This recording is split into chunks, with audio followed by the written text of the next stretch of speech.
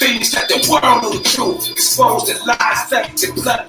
The apprehension of things that the world know the truth. Expose the lies, fakes, and bloodlines. The apprehension is drive for the Spanish, Dutch, and the British arrived. Saying we was from Africa, stole the birthright. That's the triple. That at 34, claim your nationality of the land, you get screwed. So we studied your background, your treaties you wrote, fake as history. We ain't go up here on no boat. Front and life, you indigenous to the land. You disgust me. Tomahawk back in the hands is getting ugly. You running around screaming black power, cause it sells to the truth. It was filled with a bull and hell. Native Americans but hurt, can't deal, cause they know damn well the trail of tears ain't real. Respect the aborigine, this land is all those, all. You still a guest, motherfucker. One little, two little, three little Indians.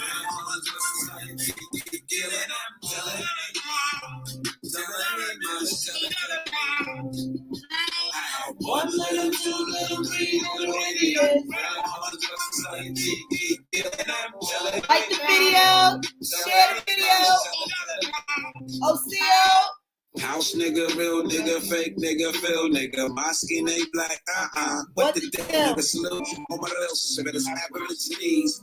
Owners of the land and every goddamn tree and every goddamn sea. And figures of the cross, step foot on the land, and you can step the fuck off. Hey, you gonna make us swing the sacred tomahawk. Fucking around with us with that black conscious talk. Fake pics of slave ships, that's the reference. If we African, look, you gonna need more evidence. I'm American, Aboriginal, indigenous, you broken DNA test. That shit is rhetoric. Stay woke, Aboriginal, get out. Civil rights tax, all you can eat, big out. It's not home syndrome, rich gets out. Phoenix Moon got the antidote, get that shit out. Meanwhile, rapping about my birthright, fuck a freestyle. Each man, each woman, each child. Black race, really Indians indeed now. Man, they indeed now. Holly Go, Title 18, G goes. Pilgrims get big gold, with Phoenix and Beast Mode. Bringing my peoples out of the sleep mode. We ain't black, colors Africans or Negroes. One little, two little, three little, Indian.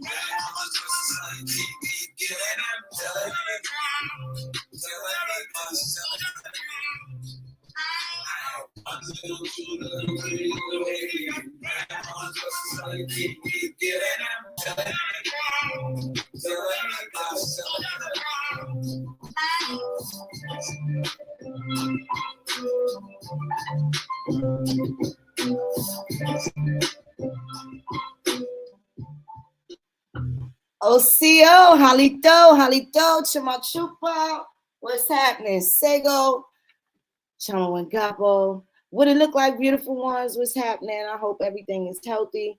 It's a beautiful day in Indian country. It's a beautiful time to be alive.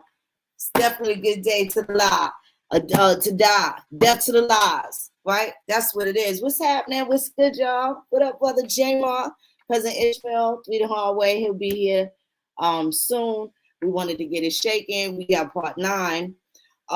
Super excited, right?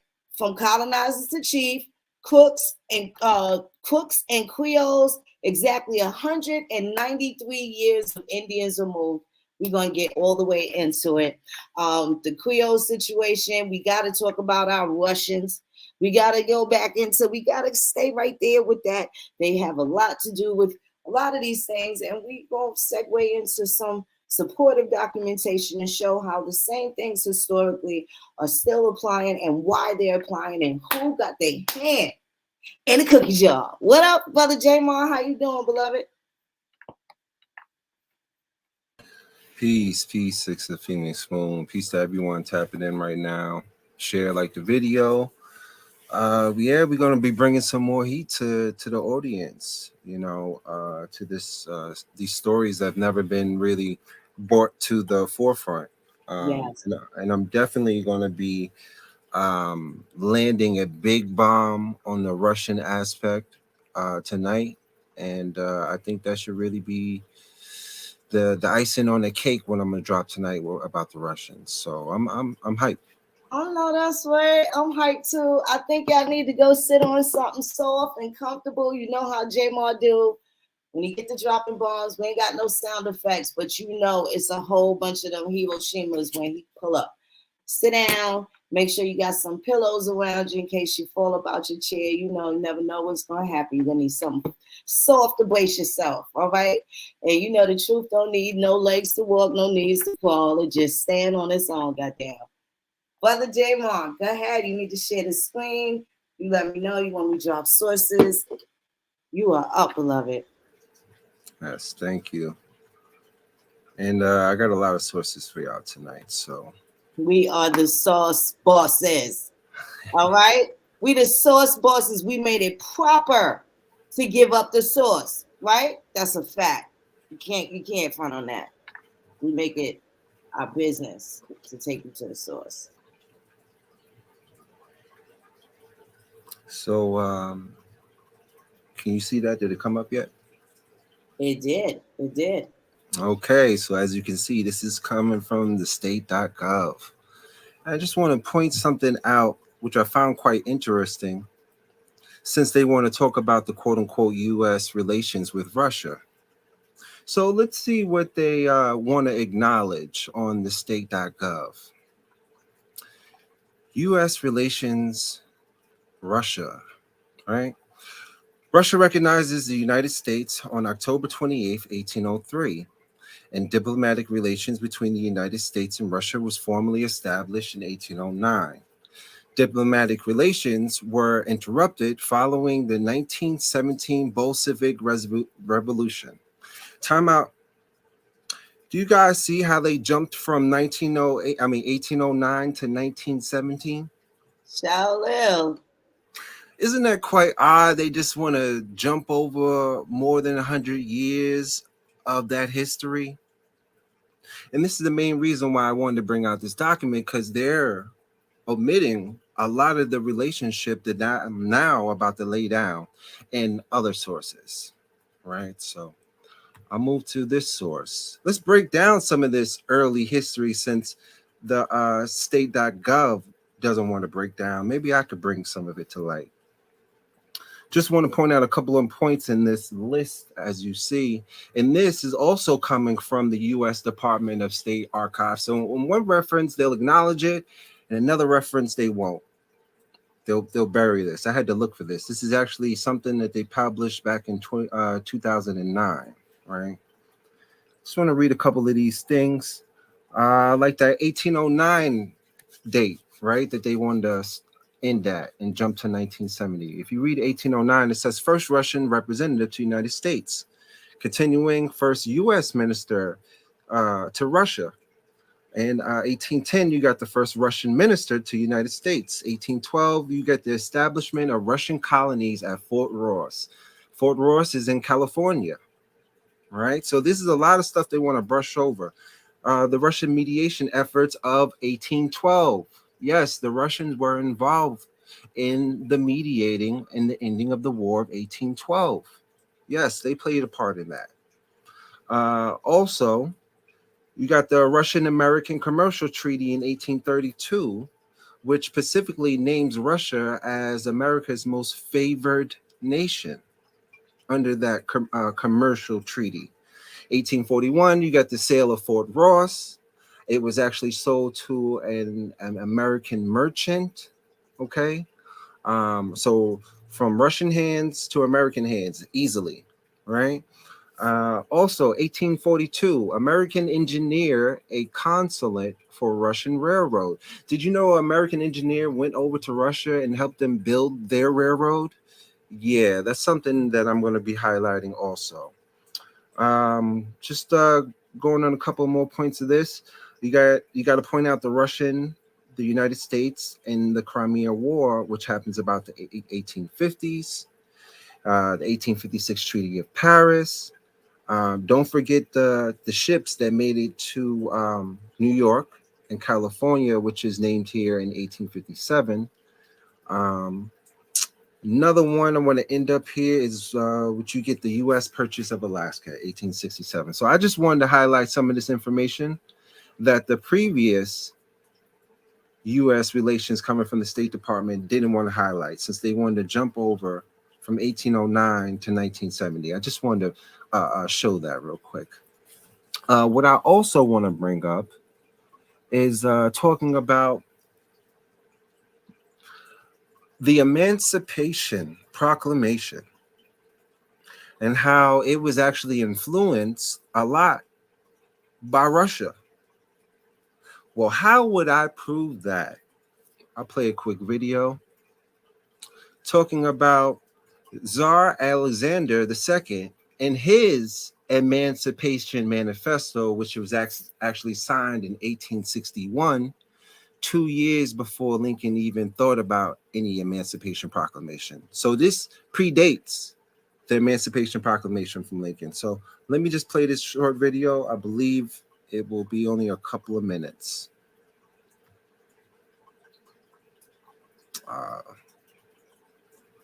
Commercial.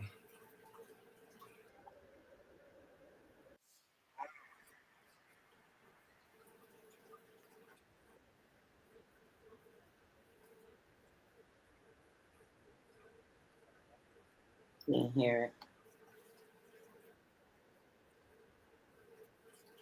Can you hear the audio? No. Okay, hold on. That means I didn't share the audio. Let me go back and share again.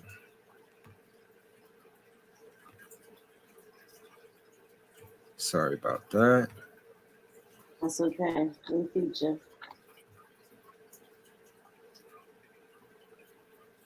Yeah, I appreciate y'all. Thank you so much. Elegant. What's up, y'all beautiful ones? Y'all know y'all gonna get the drop. Tell me if you can hear this now. Not yet. No. So run me down real quick on how I'm actually supposed to share it, right? So I'm going to present. Yeah, I'm going to share screen. I'm going to Windows. Oh wait, share tab audio. Yes. Yep. There you go. Entire screen. Okay, I got it now. All right. Sorry about that, y'all. Here we go.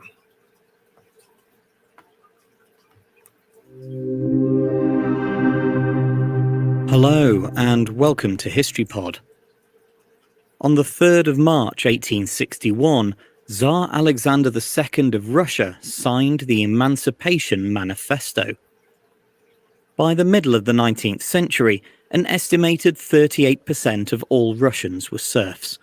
Although different to slaves, who were property themselves, serfs were tied to privately owned land, and consequently to the owner of that land, who exercised enormous control over their lives. There were also large numbers of state serfs who came under the control of the Ministry of State Property. In the aftermath of Russia's humiliating defeat in the Crimean War, the new Tsar Alexander II was determined to dramatically reform Russia's social structure. He believed that Russia's reliance on inefficient and antiquated systems such as serfdom meant the country would never be able to compete with the more developed Western powers. Just a year after his coronation, Alexander made his views clear in a speech to the marshals of the nobility. He invited the landowning nobles themselves to propose a way to successfully abolish serfdom, after which their suggestions were reviewed and combined to form a draft law. 5 years after he first announced his desire to free the serfs, Alexander signed the Emancipation Manifesto on the 3rd of March 1861. Serfs became free and were given the right to own property. In practical terms, however, it was the landlords who were the main beneficiaries. They often kept the best land for themselves, selling on poorer land for more than its market value. The peasants, who had no savings, were forced to take out high-interest government loans. These redemption payments saddled much of the peasantry with debt that was often inherited by generations to come.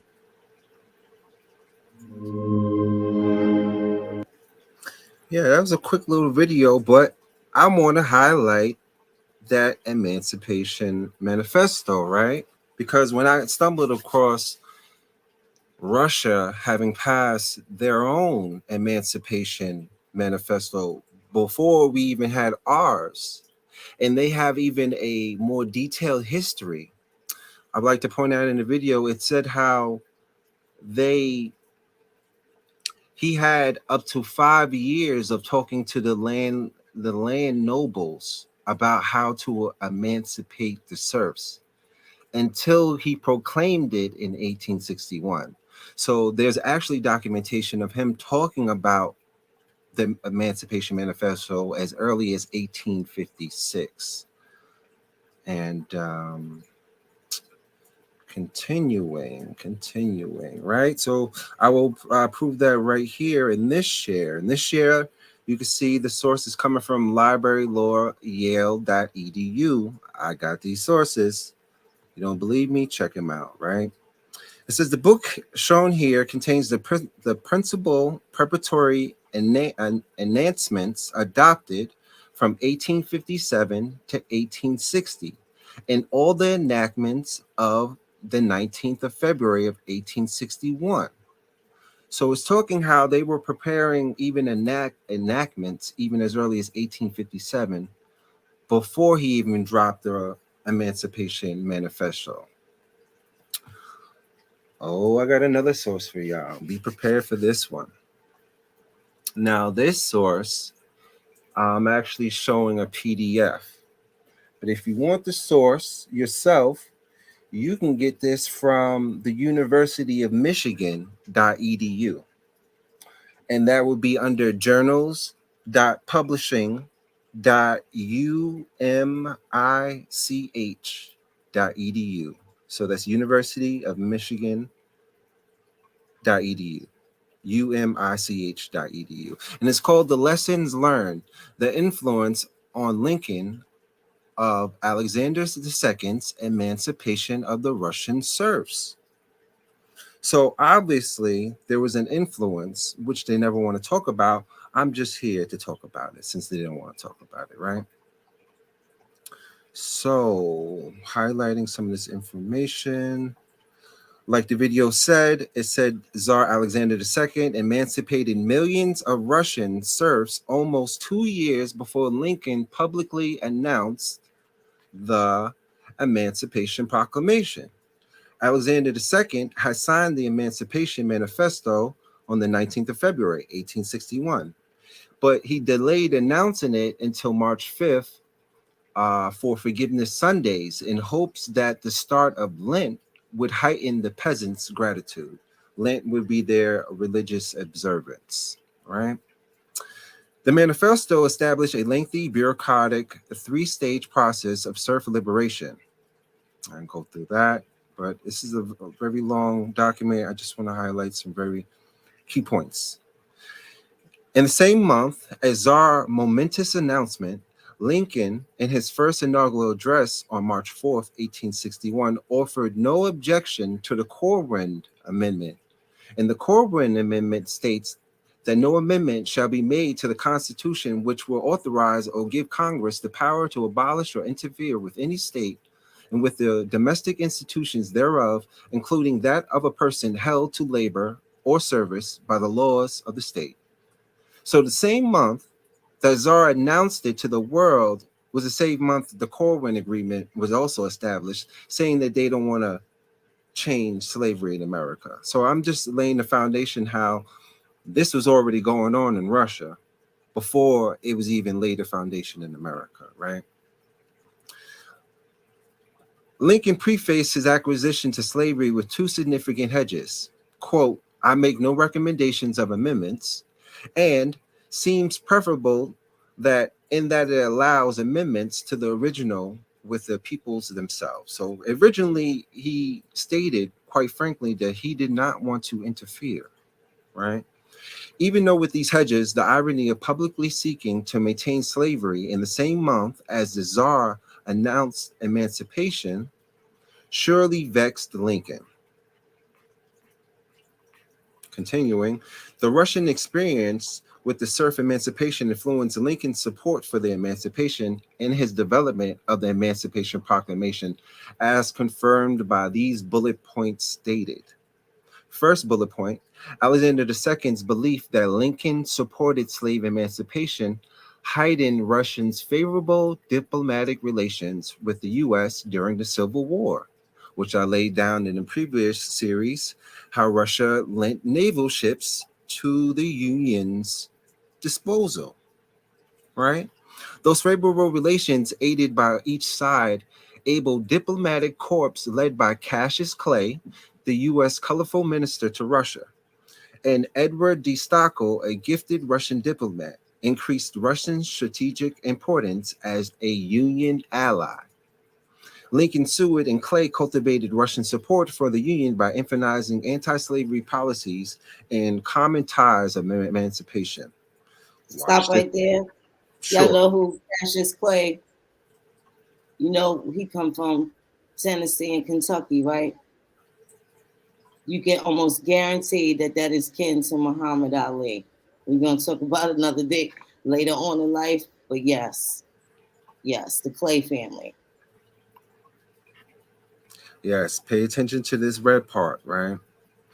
Lincoln State Department previewed emancipation to the hearty approval of Alexander II in late June 1862, several weeks before Lincoln presented it to his own cabinet on July 22nd, 1962. So wait a minute. I mean 1862. That's a typo right there. So wait a minute. Let's rewind it. It says Lincoln State Department previewed the emancipation to Alexander several weeks before Lincoln even presented it to his own cabinet, right? That's quite odd. There will be deeper information as I go along. Clay lobbied Lincoln for emancipation upon his return from Russia. Soon after Alexander II had abolished serfdom, the Republican press cited Tsar's action in support of the emancipation of slaves. See, even the Republican press even pointed to the emancipation of the Russian serfs as a proxy to do the same in America, which I will cite here. Lincoln employed a similar strategy to Alexander II and promulgating and promoting emancipation. Textual similarities between differences between the Emancipation Manifesto and the Emancipation Proclamation suggests Lincoln learned from Tsar's success and mistakes, and Lincoln focused on the end of Russian serfdom well after his announcement of the Russian Proclamation, including in a memorial of Christmas Day 1863 letter to former Russian diplomatic uh, lecturing across the U.S. about the Russian people. With the Confederacy's early success on the eastern battlefields, Lincoln soon found that Russia represented the Union's only constant friend among the European powers, which is very pitiful. Pitiful and pivotal, right? That Russia was the Union's only friend among the European powers, quoted by him. Despite the official neutrality, the U.S. had supported Russia during the Crimean War with weapons and a ship, the SS America, physicians, and other medical staff. See, I had also in the video stated how it wasn't until after the defeat of the Russians during the Crimean War that the Tsar then proposed his own emancipation, which also ties in who supported Russia during the Crimean War, which would be ding, ding, ding, the US, which is stated right here, right? Never talked about. Beyond past support, as early as June 1861, Alexander II expressed his belief to Clay, Cassius Clay, right, that Lincoln would embrace the emancipation of slaves as the Tsar had done with the serfs, and the Russians and the Union's twin goals of emancipation would further strengthen relations between them. Alexander II stated, quote, nearly the exact words per Clay that, quote, the Tsar's hopes of the perpetuity of the friendship between the two nations now, and in addition to all the former ties, we were bound together by a common sympathy in the common cause of emancipation. right? So these are letters being sent back and forth from the Tsar to Lincoln, right? Which is never talked about, how the Tsar was influencing Lincoln for the emancipation, in which the Russian Tsar had already done 2 years before him. Going on, through the Civil War, Alexander II never wavered from the sentiments favoring the Unions, still favoring Lincoln, right? The Tsar's long held belief that Lincoln supported emancipation. Check this out. The preliminary Emancipation Proclamation sent by the State Department to the Tsar and published in the St. Petersburg newspaper did not elicit much surprise, as his court did not receive a favorable reception there. Rewind there. So it was called the preliminary Emancipation Proclamation that was sent by the State Department to the Tsar for his reception and his approval, before even being sent back and before Lincoln even addressed his own cabinet on what the Emancipation Proclamation was supposed to be. So I'm just showing how there was an obviously influence coming from the Russian side over Lincoln for this emancipation, which is never talked about. Okay, bombs in the chat if you never knew about this Russian influence of their own emancipation manifesto that precedes the Emancipation Proclamation, which is showing how the Tsar influenced Lincoln, which I'm showing right now. Continuing, because I'm not done here. Diplomatic relations between Russia and the U.S. also benefited from Russia's top diplomatic to America, Stockel, and his ready access to the Congress and Lincoln. So the top diplomatic of Russia had access to Congress and Lincoln at a drop. He also had an American wife. Pay attention to that. I looked up her name. Sorry, I don't have her name offhand right now, but I will look that up. How the Russian diplomat married an American wife, right? And numerous influential friends he had. Stockel moved easily among members of Congress in a variety of settings, ranging from the formal meetings to receptions, dinners, and gambling. He met with Lincoln within a week of his own inauguration and frequently thereafter. So he met with Lincoln a week after he got into his position, right? So they was in there early having these diplomatic relations. Thanks in part to his diplomatic skill, political access, and media savvy, Russia achieved outside influence in Washington, D.C. during the Civil War. Bombs in the chat if you never knew that, right? Alexander II endorsed the Union's cause, provided strategic benefits as well, which range from fairly mundane, such as ordered prohibiting works at Russian ports, to saluting the Confederate flag, to the critical assistance in helping resolving the Trent Affair on favorable Union terms in 1862, and the refusal to participate. I'm gonna quite to wrap this up because this is a lot of information here. And let me just take a drink of water real quick. I'm gonna try to get through this real quick. Okay, these foreign policy triumphs stemmed, at least in part, from the cultivation by Lincoln in the Seward Department of Russian support early in the Civil War via diplomatic communications that emphasized the Union's anti-slavery policies. Those two policies and the example set by Alexander II's serf emancipation. Among the earliest diplomatic dispatches to Clay in 1861, Seward stressed the importance of friendly Russian relations and the Union's strong opposition to slavery. So this is early on. They're saying how we got to favor Russia. We got to appease Russia because they're our only friends. How I laid out, literally, Russia was America's only European friend. And I repeat,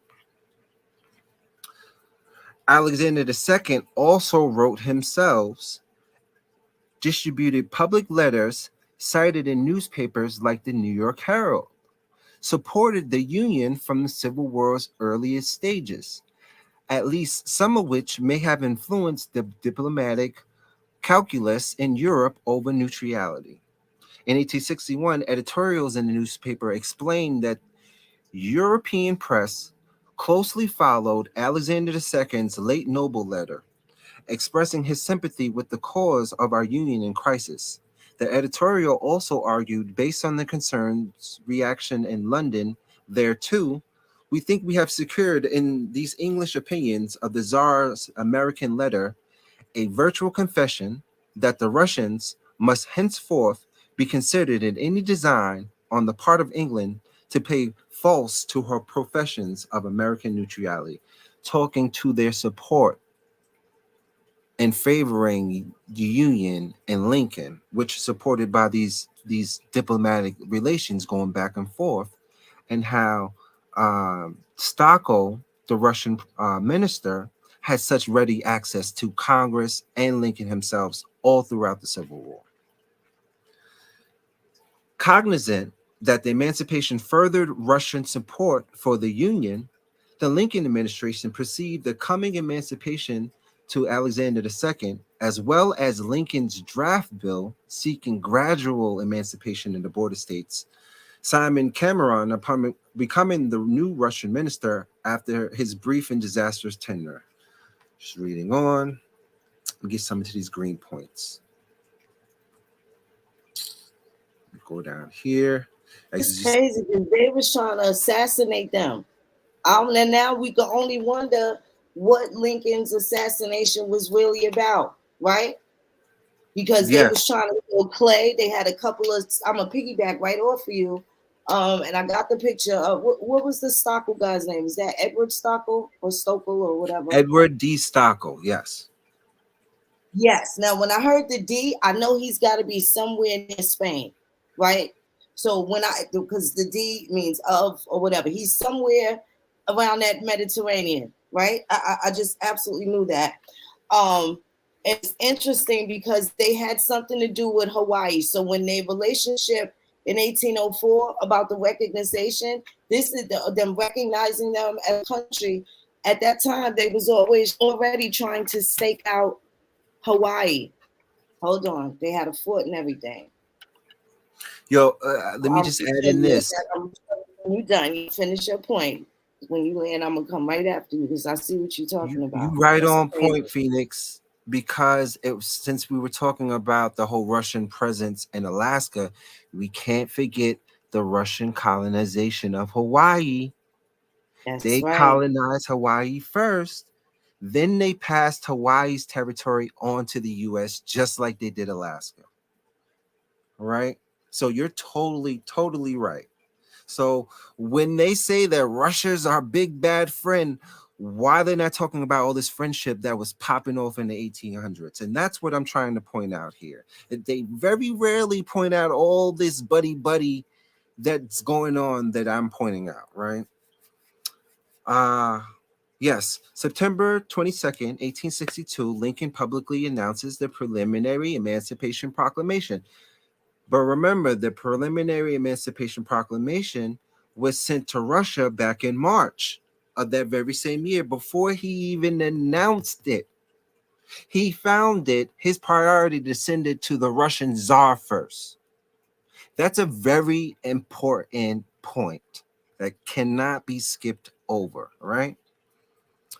Newspapers in the North and South also perceive the emancipation strengthened the bonds between Russia and the U.S. as early as April 1861.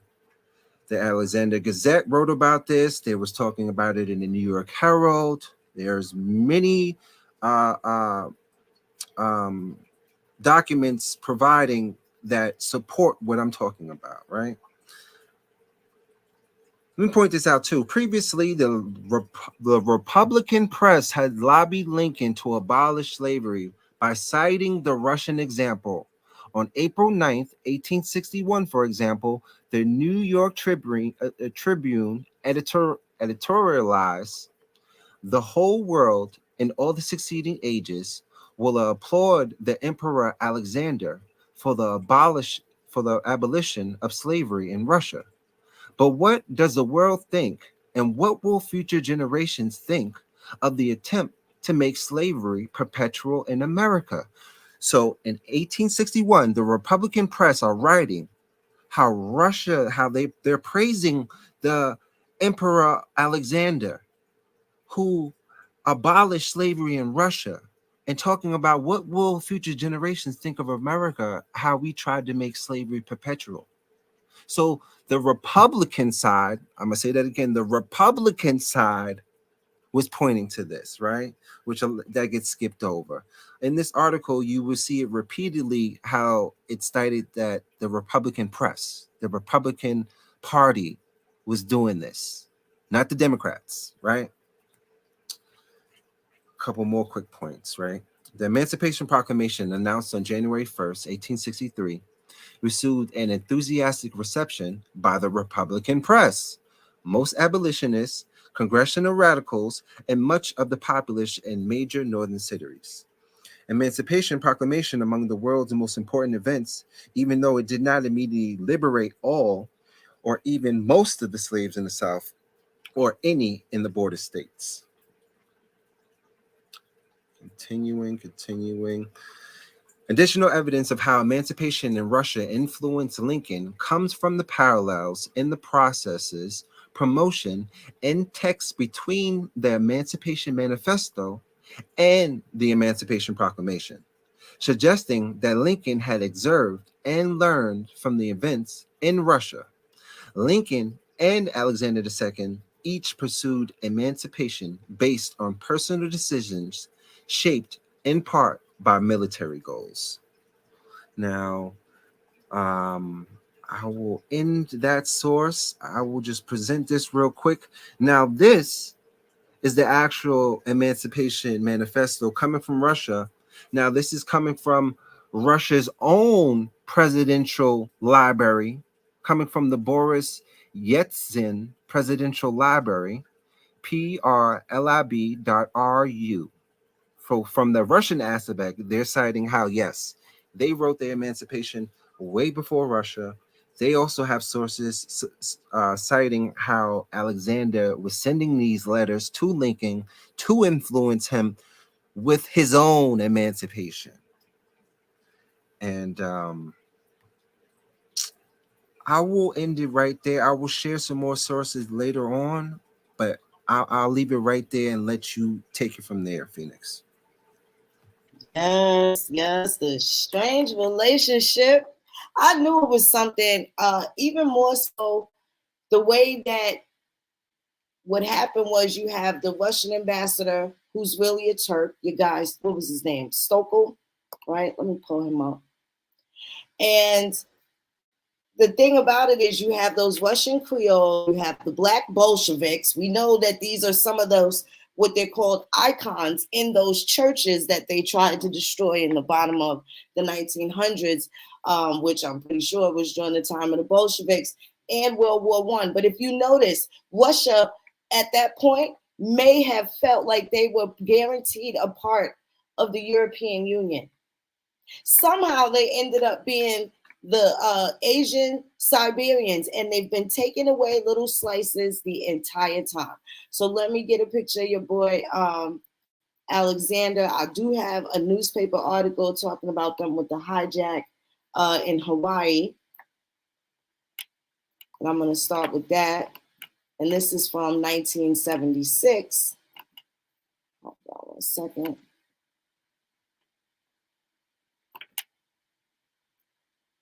They was trying to hijack as early as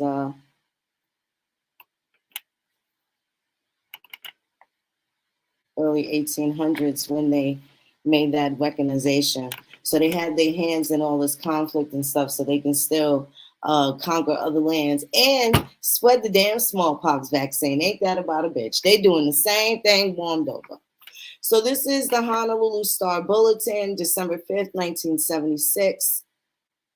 Sunday, December 5th, 1976. Scholar traces story of Russians and Hawaii. Let me get to it. Pull this over. I gotta make it big. I don't have my glasses on, so here we go. Okay, if you can imagine the residents of Lihu speaking Russian or Hawaii as the 16th Soviet Socialist Republic, or islanders vacationing in Siberia rather than in Oregon, you can imagine what would have happened if first Russian agents here had been successful. In the days before the missionaries arrived in Hawaii, one Russian agent tried to seize the Hawaiian Islands, include them among the possessions of the Tsar, and gain a monopoly for Russian trade. This amazing story is recalled now because of the recent visit to Hawaii of Nikolai Nikolaevich Bohotnov, okay, whatever. According to Bohotnov, a member of the Institute of General History of the Soviet Academy of Sciences and professor of American history at Moscow State University, the history of Russian America is rich with striking events, courageous voyages, grandiose projects, and other modern results. While Bokovich was in Hawaii on a visit from Portland State University, he's in a visiting professors. Where he is a visiting professor, he lectured at the University of Hawaii on Russian relations with the Sandwich Islands. Then he traveled to Kauai, toured the remains of the Russian fort at Waimea. So they had a fort there. Now, you said they signed a treaty or they made relations and acknowledged the United States in the bottom of the 1800s. That was prior to the war of 1812, right, Jmar? Correct. Okay. Now it says Bokonov talk last month closely followed in earlier research the adventures of Dr. Sheffer in Hawaii, 1815 to 1819, published in translation 3 years ago in the Hawaii Journal of History. Though the story has been told before, Bokonov's retelling of the strange tale is aided by his access to the many records of the Russian Foreign Ministry and the Russian American Company. Russian vessels, particularly those, hold on 1 second, on round the world cruises started calling in Hawaiian Islands about 1804. In 1807, a small schooner named Nikolai stopped here, and Kamehameha the Great, whom Russian historians call the Peter the Great of Polynesia, sent a helmet and a cape from his own shoulders with the captain to Alexander Baranov, head of the Russian America Company. So they've been over there messing with them folks for a long time. So the Russian America includes the same people that's trying to do the simultaneous Louisiana Purchase, right? And also during this time, John Adams sends little John Quincy Adams off to Russia to go study with these very same people. So the bottom of the 1800s is just a cool-off period for all of the hotbed of criminal activity that they was perpetuating since the 1700s. And they needed all of these other people to do it. We have the information on different types of Russian Creoles. There's so many Creoles. And at this time, they're part of the European Union. So all of these wars and different breakdowns that we know about Russia right now is them getting separated from Europe and also being attached to Asia, trying to drop that Siberia. Siberia got Iberia in it. So you know that Spain and China is also included in Russian ancestry and anthropology as well, right? It's definitely going to have some relativity there. Siberia has Iberia in it. New China, New Spain, all of that, New Russia, all of that. So these people were definitely on the Pacific trying to do different things that they weren't included into, let's say, the British colonies.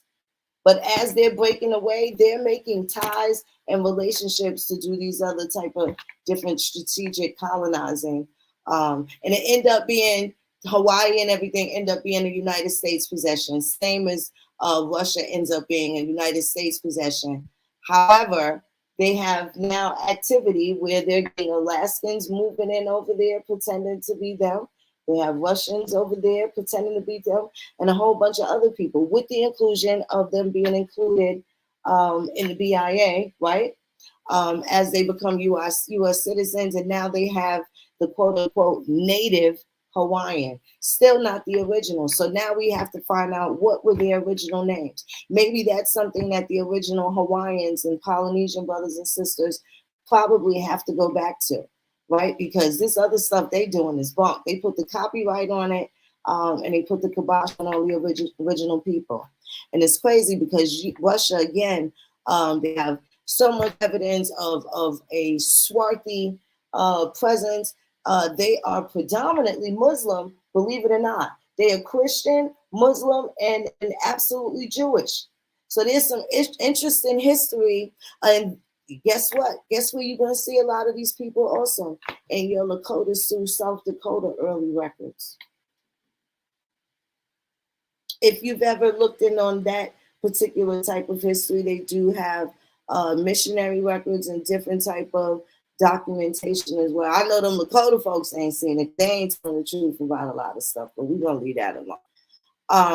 But the Russian American Company, their presence and their diplomatic missions, taking on Hawaii, as the War of 1812 is going on, you heard Jmar read, they're perpetuating this as well. So the Russian American Company, Jmar, refresh our memory.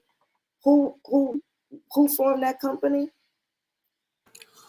Okay, so as far as the Russian American Company, you have to put in context the exploration of Alaska and Hawaii. First, merchants were shipped over. Russian merchants actually were the first ones to explore. Matter of fact, let me share something. So I'm not just talking here, right? Could I share? Yeah. Okay, I just want to share something real quick because I have exactly what you are talking about right now. Yeah, I have the map of that Russian fort and Kauai as well that they had set up and left behind.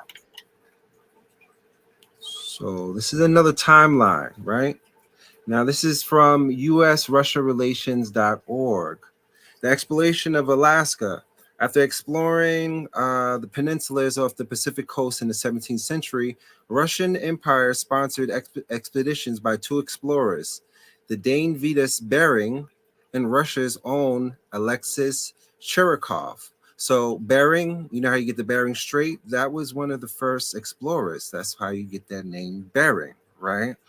Now, after these explorers came over here and saw how profitable it was, you know, especially through the fur trade, it wasn't until, now this is the actual timeline, to the late 1800s. So, where is it?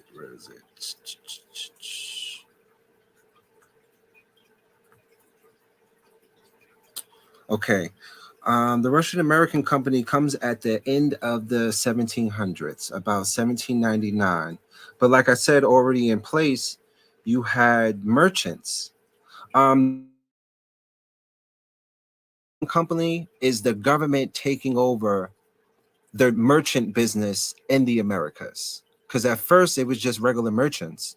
And then when the government saw how profitable it was, they sent the diplomatics in, thus creating your Russian American Company, coming out of your, let me just get this date correct. So now you just basically letting me know where 1799. Right? Yes, This is right.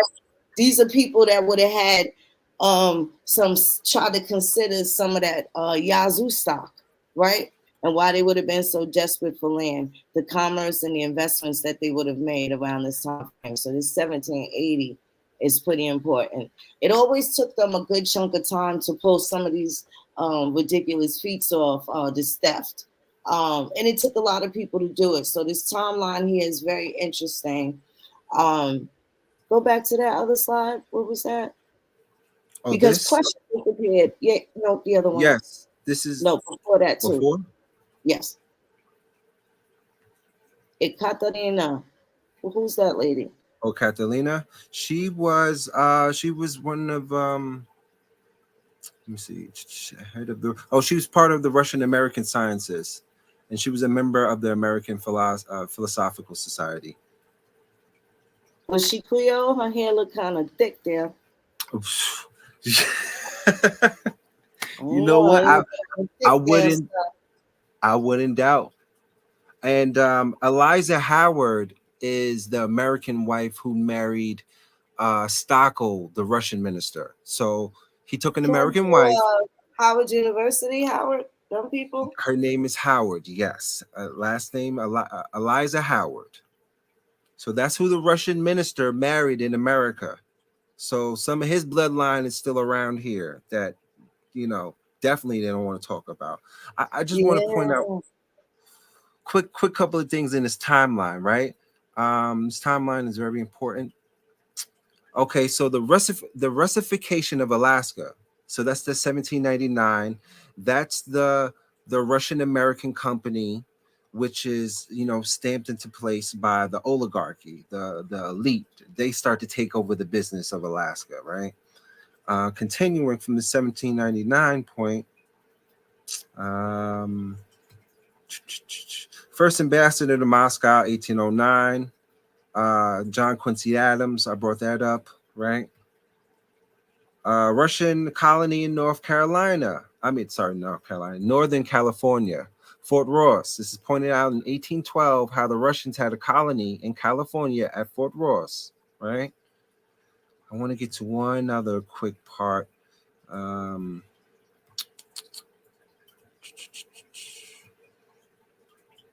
Russian-American Treaty, 1824. Don't forget that. The Russo-American Treaty, 1824, between the two countries contained 6 articles outlining the boundaries between U.S. and Russian Alaska. It gave claims to Russia on the Pacific Northwest coast of North America below the 54th and 40th North parallel of what Americans called Oregon Country.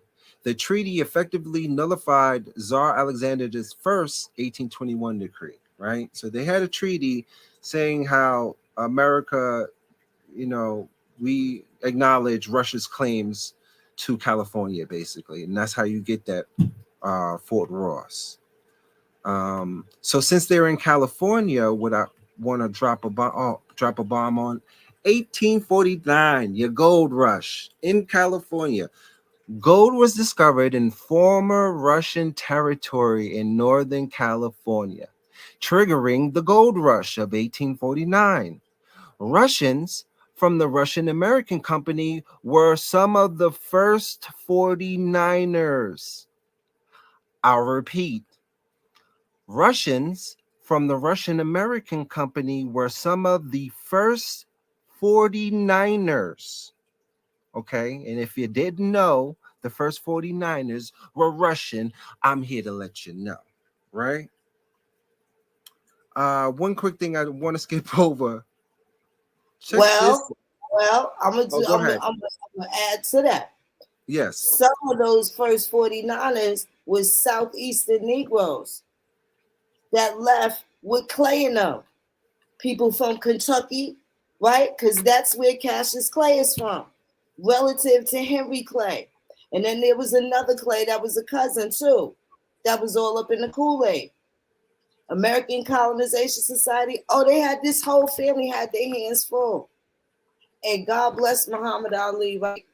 Allah bless, because that's what he believed in. No disrespect to him. But you see why him and his brother changed the names. But this is why I say everybody ain't who we all think they are, right?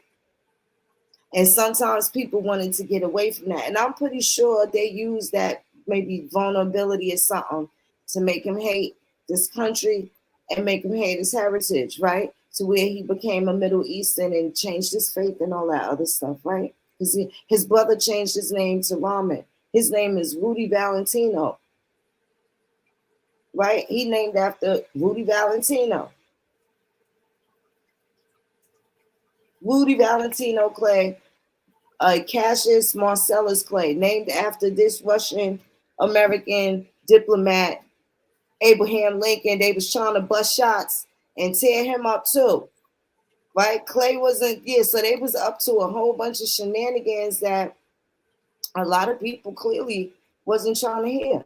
Because they definitely had a couple of threats on Cassius Clay, as well as Lincoln. Well, you see what the end result of that was, but yeah.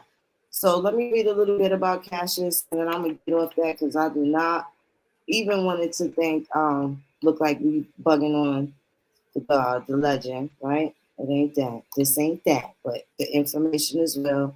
You know what I'm saying? I'm related to a King James, a lot of Jimmys that ain't no good. Jimmy ain't no good, right? Ain't nothing we can do about the gimmies that got us here. It is what it is. We just tell the truth, you know what I'm saying, and shame the devil. And that's really what it is. Cassius Marcellus Clay, fiery Kentucky abolitionist.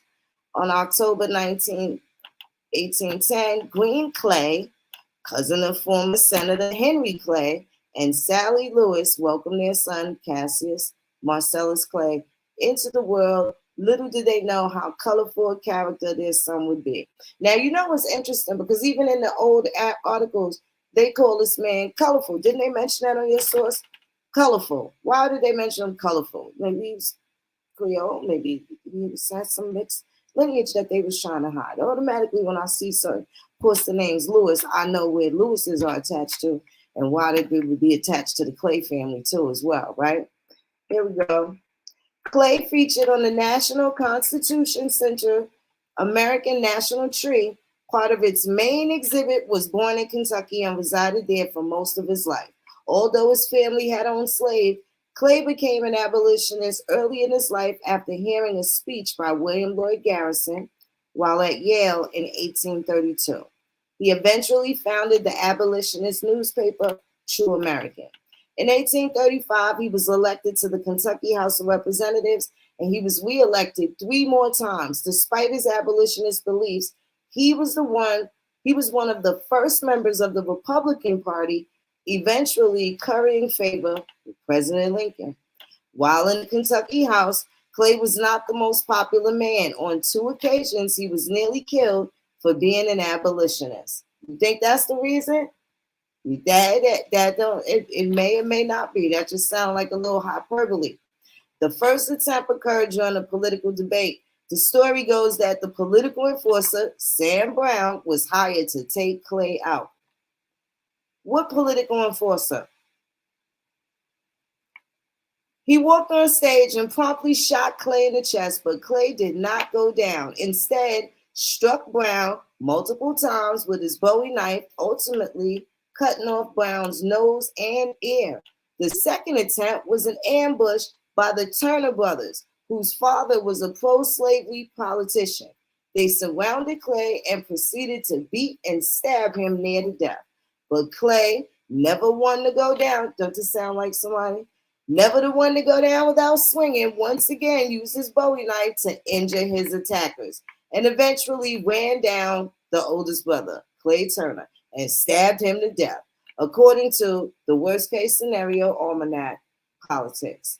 Despite his reputation of being a bruiser, Clay was also a skilled politician, although his most notable accomplishments happened abroad. He was appointed by Lincoln to be the U.S. ambassador to Russia. And I'm going to stop with that right there. Right? You never know a person reasons why. Now you got some of the backstory or maybe the things that, Muhammad didn't want to be a Clay. Right? Interesting that we don't hear about that. And I don't know if those stories were ever told, but historically, we right there. And if you look up him and his beautiful family, and he got a lot of drop, a lot of historical family, and there's a lot of details, even on like his 3rd great grandmother. They live a long time, and they were like happy people. So it's just really, really different. But we know how this genealogy goes, and you know, people don't always have, I don't know, they don't have the same drive, especially when they find out different disappointments, I guess, within the structure of their genealogical tree, right? Their consanguinity. So, but yeah, that whole Russian American thing, Sarah Palin laughed at her when she said, I can see that shit from my backyard. They thought she was just having a, you know, a Chrissy Snow moment. And it turns out, who was her great great great grandfather, one of the first people on that same proclamation or position, right, Jmar?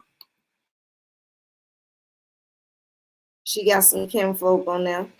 Yes, yes, definitely. And it's so crazy how a lot of this is intertwined in that, and how you said that some of those Tennessee people ended up also in Russia for that gold rush, which would make Absolutely. sense because he was a part of that inner group with Lincoln talking to the Russians on having friendly relationships. And since the Russian American company, that was their territory at the time, like it kind of goes hand in hand, and it's kind of beautiful when we bring these things up. I just want to read something that is quite, even though I want to highlight the Russian aspect, I want to also show how Alexander II was somewhat displeased at Lincoln also. Okay. Mm. Um, He was he happy was with Stokely, with your boy Stokely, because he sure gave that man 25,000 after that treaty of 1867 and an annual pension of $6,000. That is healthy as hell. That was healthy money. okay. Believe I'm sharing. This is, of course, the source. I provided this source actually like 2 episodes ago. I'm just revisiting it because there's something in here I actually didn't delve upon, which I'm going to bring up right now.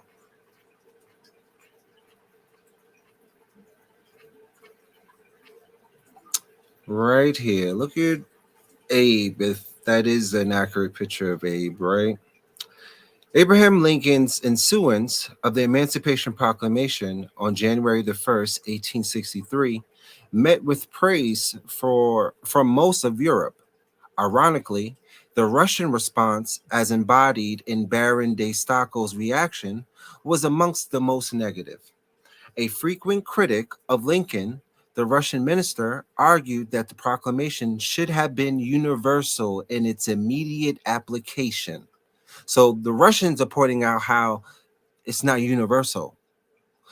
Not at all a proclamation of human liberty, and might as well provoke a bloody servile insurrection throughout the South. Furthermore, it was but a futile menace.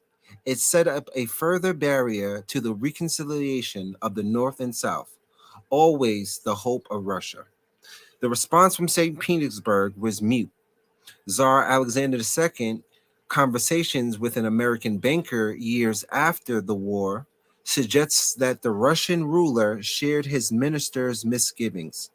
Quote, I did more for the Russian serfs in giving him land as well as a personal liberty than America did for the Negro slave set free by the proclamation of President Lincoln. I believe the time must come when many will question the manner of the American emancipation of the Negro slave in 1863. So this is coming from the Tsar and also from the Russian minister, how they can see that this little Emancipation Proclamation didn't go universally. It was like half-headed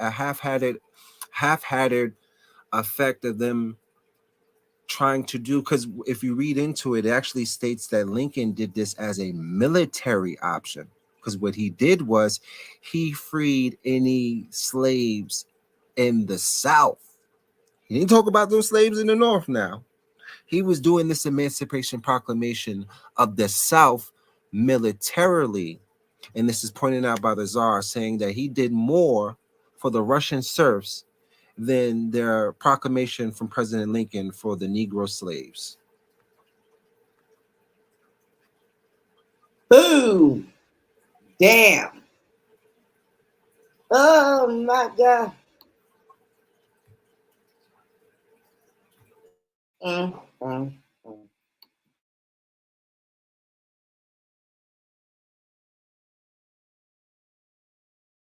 Man, you know, it's crazy because there are more relations. More relations. I'm just gonna read this to you real quick. These two quick points show about more of the relations. 1842. American influence on Russian railroads.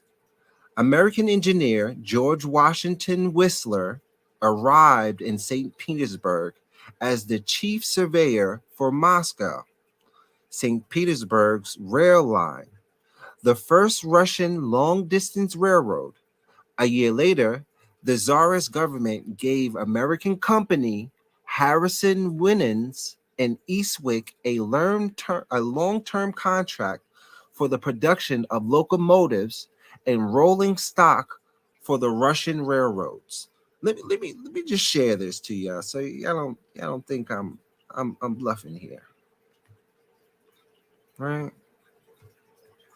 So they sent over an American engineer to build these long distance rail lines. They needed the Americans' help, and they hired an American company to do it, right? Telling you. Right here. And it says right here, I'll read it again. American engineer George Washington Whistler arrived in St. Petersburg as the chief surveyor for the Moscow-St. Petersburg rail line, the first Russian long-distance railroad. A year later, the Tsarist government gave American company Harrison Winans and Eastwick a long-term contract for the production of locomotives and rolling stock for the Russian railroads. Man, they was business partners to the thick of it, right? Here's another business proposition. 1857. Russia orders U.S. built warships. Impressed by the U.S. shipyards, Russia contracted New York shipbuilders to build warships for the Russian Navy, including the largest ship ever built in the U.S. at the time, a 60-gun heavy frigate, General Admiral. All for the Russians, right? Business as usual, but these businesses, they never want to admit to today, which I'm just like bringing it up since it's all this, oh, Russia bad. So why you ain't talking about all this good times you had with Russia? Y'all were building their ships. Y'all were building their railroads. Y'all were having discussions with the Russian Tsar on how to emancipate the slaves in America because he had already done it with their serfs in Russia. It's quite odd that now Russia's always seen as a bad ally when they were actually the only ally of America during the Civil War. It's just. Well, foreign ally anyway, because they sure had some Indians, right? They had Indians too. They had a whole bunch of foreigners. You know, they was going down south and basically stealing because the slaves owned stuff. The slaves helped a lot of their so-called masters, families, companies that they were working for. They helped them hide gold, a lot of precious things, so that the Union soldiers, fresh off the boat, that got hit with the conscription law. And now I need to go back and check and see how many people were coming in from Russia, right, into the United States to come and fight in the Civil War. See what kind of regiments. Are they the Hessians? Are they some of the kin to the Hessians? Because Russia, Ukraine, they've been named so many things the entire time. And I'm just born in 74. So they've been like USSR, Soviet Republic, they've been Republic of Soviet Union, Republic of Russia, some more initials and shit. And every time they did, broke up Yugoslavia, Czech Republic. They broke up Ukraine recently. They did Serbia, Chernihiv, right? Turkmenistan, all of those Caucasian nations, Armenia, all those relativity, those are your Khazars. And they're also descendants of some of your, what they're calling the Romanis, your Romani gypsies, that Roman gypsy Greek mix, right? There's all different sorts of people. All different sorts of people before they even get to be any part of America. And they had a lot of stuff going on before they even got here.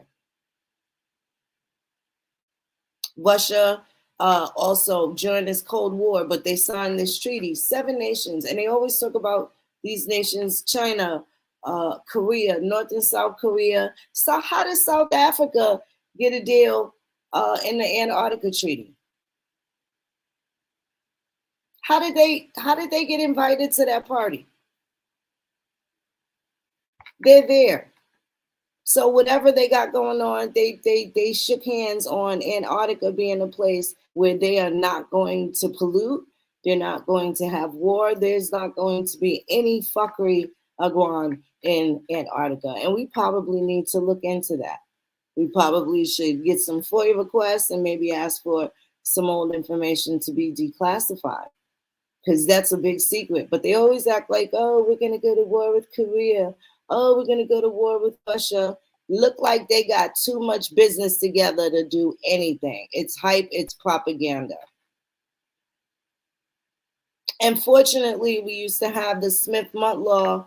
One of the fortunate benefits of that back in the 1940s was that the foreign propaganda was okay, but they definitely couldn't do it domestically. And then back in like 2012, there was an update to the Smith-Mundt Act in which Obama said it was okay for them to domestically lie. They couldn't just give us propaganda about foreign countries. But no, they had to make sure they broke us down with domestic propaganda as well. So, yeah, that's it. They hot. They friends. They got a strange relationship that they don't like to talk about. And they always make it look like something different. They got their hand in the cookie jar. And we're going to have to spin the block because there's a whole different bunch of Creoles, not just the French kind, not just the Spanish kind.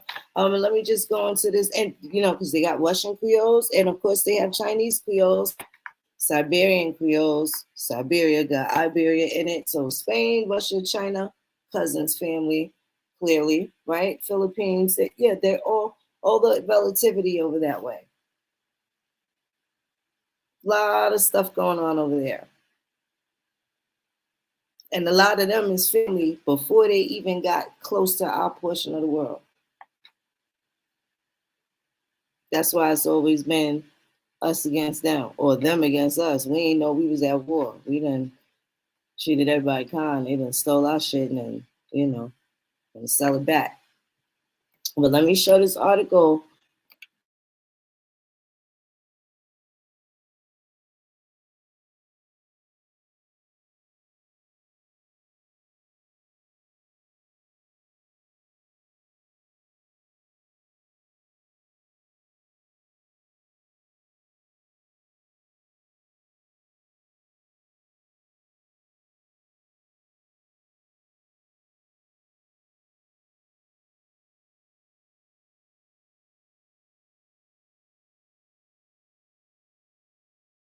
Maybe I'll save that for the Creole part 10.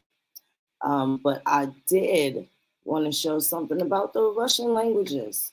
I was curious, Jmar, when you were reading, and I thought, how would they be communicating, with Abraham Lincoln and the rest of them? I just went look, and then I see the pidgin, Russian-based Creoles, pigeons and Creoles. Wouldn't you know? Interesting. Hold on 1 second.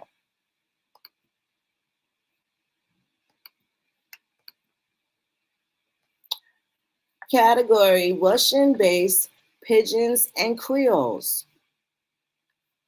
Alaskan Russian, Kayakta Russian, Chinese Pidgin. Medini Eliut language, what's that? Alaskan something, right? Yeah. Runglish. What's Runglish? That sounds something. Western Norse, Solombala English, and Tamir Pidgin Russian. But let's go to this Chinese Pidgin here.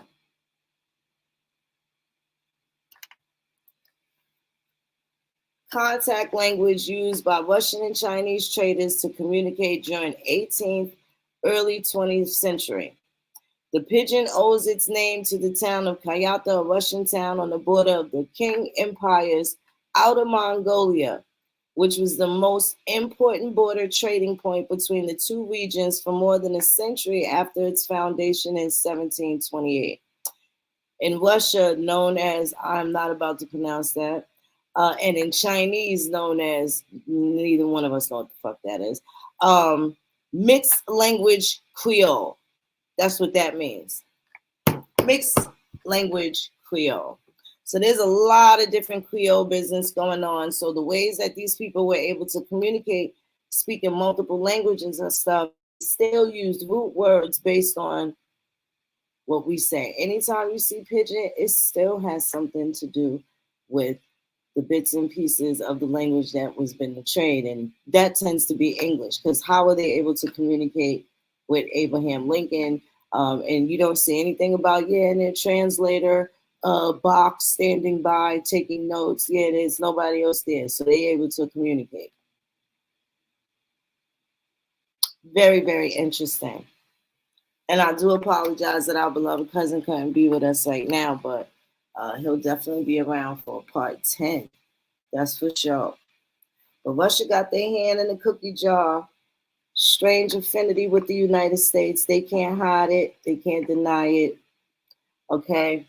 And Alaska natives and, just the moving people around. So now we know what's up with Hawaii, some different things. Very interesting how they double team Hawaii. So being that it's military, they've been working together to destroy and build certain things, as far as I'm concerned, with the exception of maybe Cuba. But who knows?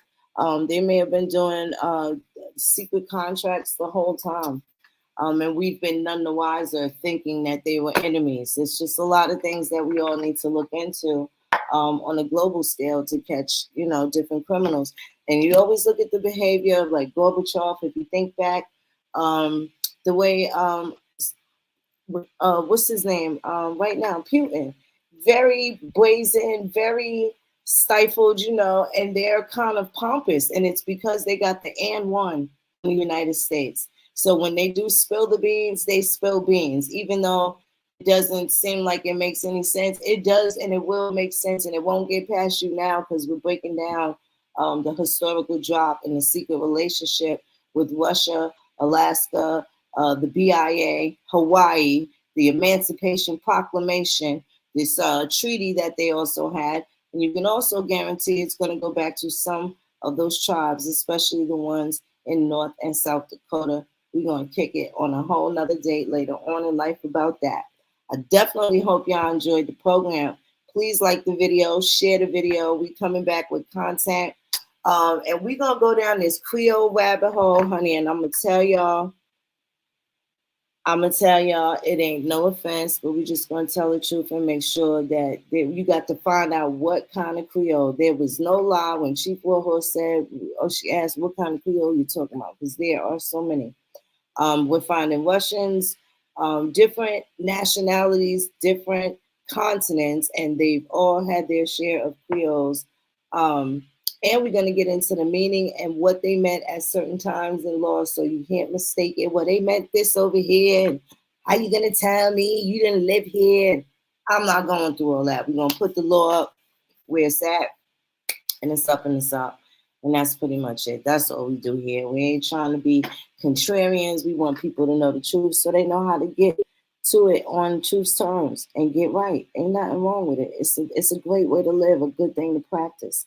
Get used to that. Get used to the win and, leave them L's alone. When you get used to winning, that's all you really focus on. And it's not that complicated. It's common sense.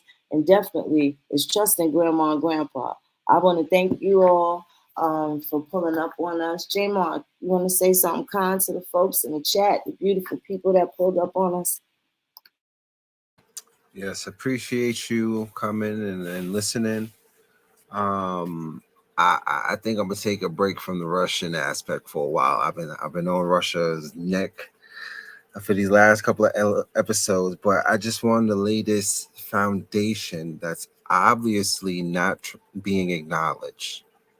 And there is a lot of concrete history that they're totally omitting, which I think I've presented a But when good. they get mad at the United States, what happens? Jmar, they play psychological games with us, right? Excuse Yeah, me, yeah. right? Remember that report that they paid the Africans to troll so-called Black Americans? No, they paid them to troll the American Indians because Black Americans think that they're African. Why would you bother them when you're supposed to be getting them to go over there in droves? They don't know they belong here. No, that was a harassment and a part of the war on us.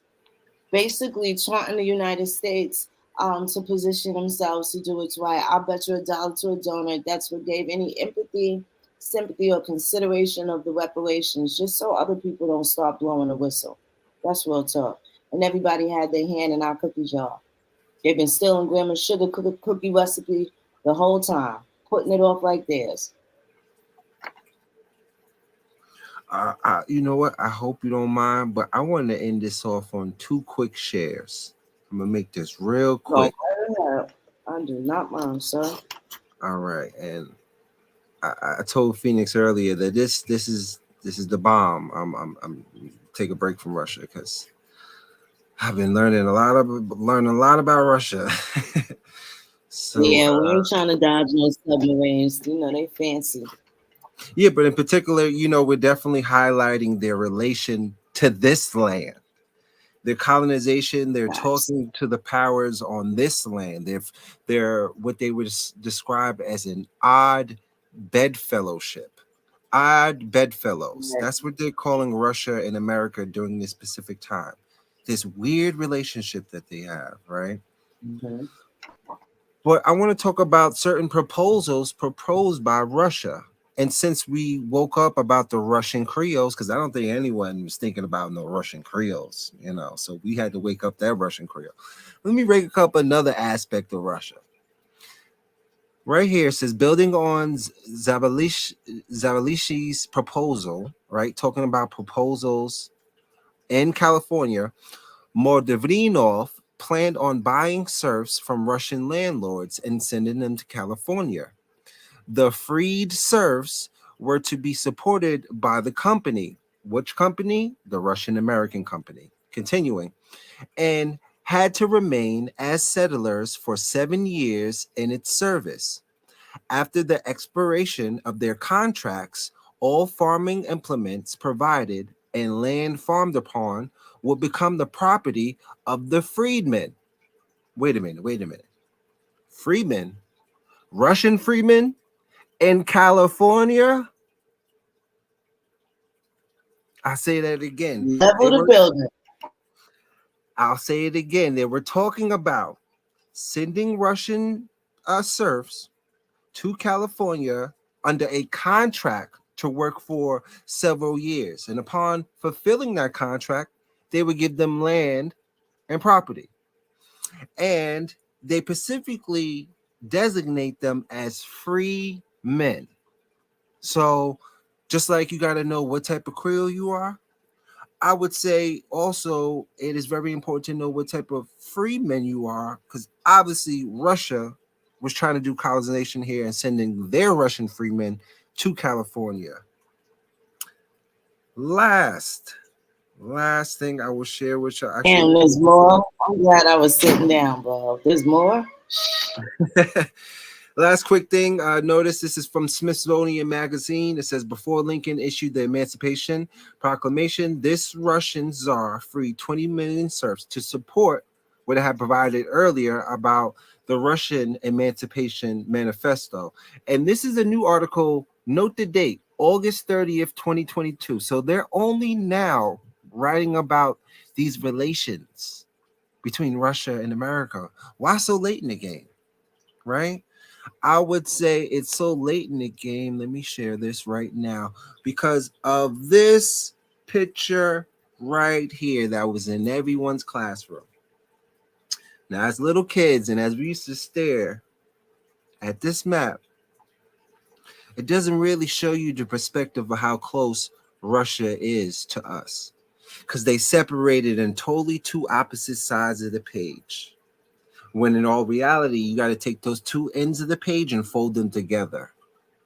So mentally, they made it seem as if Russia's on the other side of the world. Guess what, people? It is not. They are America's next door neighbors.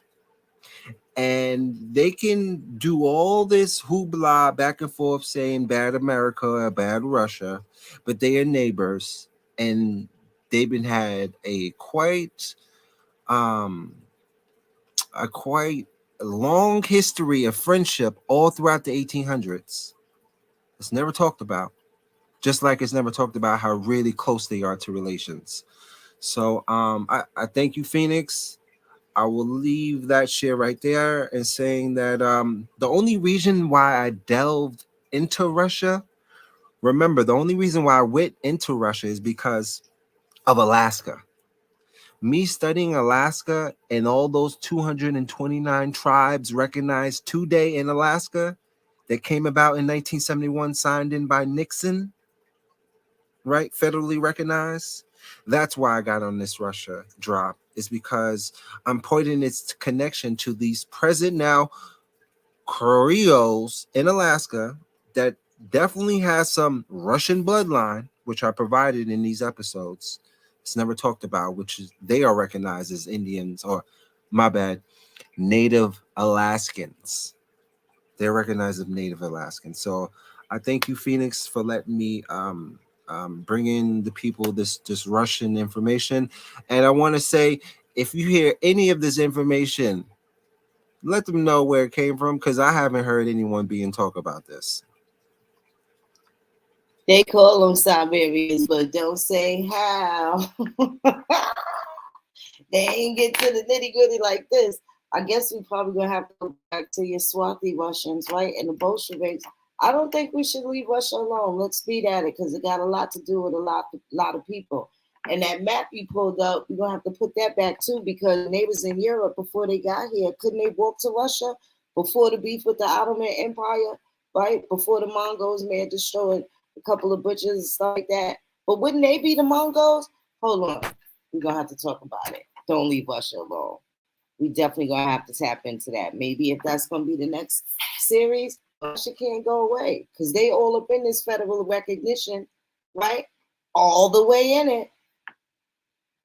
And they have both Muslim and Jewish descent, so we don't know who's who. We don't know who's who. Very interesting. It's not religion, it's military.